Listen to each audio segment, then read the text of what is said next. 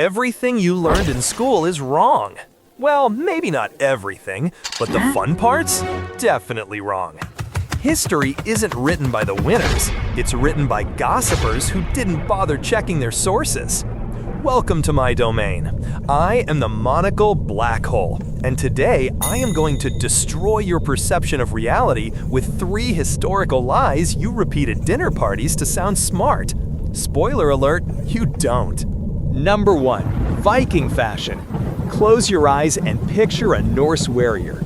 You're probably seeing a filthy brute screaming at the sky, wearing a helmet with 2 ridiculous cow horns, right? That is absolute rubbish. There is 0 archaeological evidence that Vikings wore horns in battle.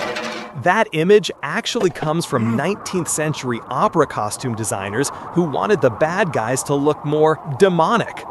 Think about it. Why would you wear something on your head that gives your enemy a perfect handle to snap your neck or spin you around like a top?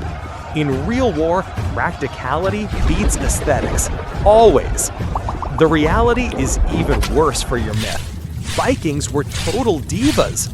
Excavations show they carried combs, tweezers, and ear cleaners. They bathed weekly, which by medieval standards basically made them the beauty influencers of Europe. Number 2. The Napoleon Complex. Everyone knows Bonaparte conquered Europe to compensate for his lack of vertical stature. The famous angry little man. Wrong. Napoleon was about 1.68 meters tall.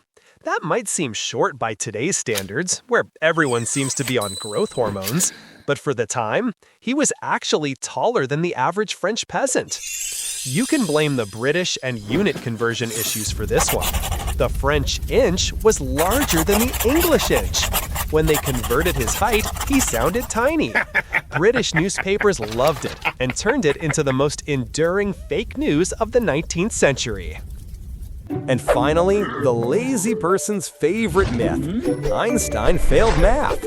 Ah, what a lovely story. The greatest physicist in history was bad at school, so there's hope for you who can't even calculate the tip, right? Sorry to ruin your self-esteem, but Einstein was a prodigy.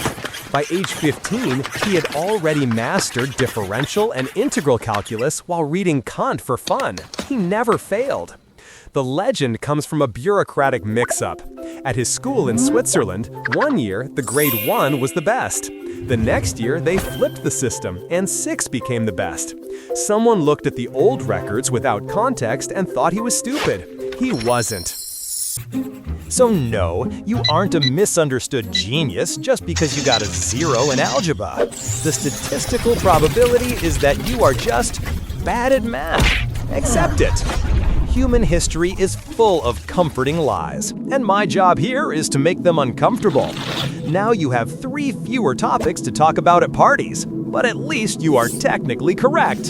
And remember, in the grand scheme of the universe, knowing Napoleon's height won't stop the sun from exploding in a few billion years, but it's a nice way to pass the time. I am the Monocle Black Hole, and I am extremely smart. Subscribe or get spaghettified. Until next time, farewell.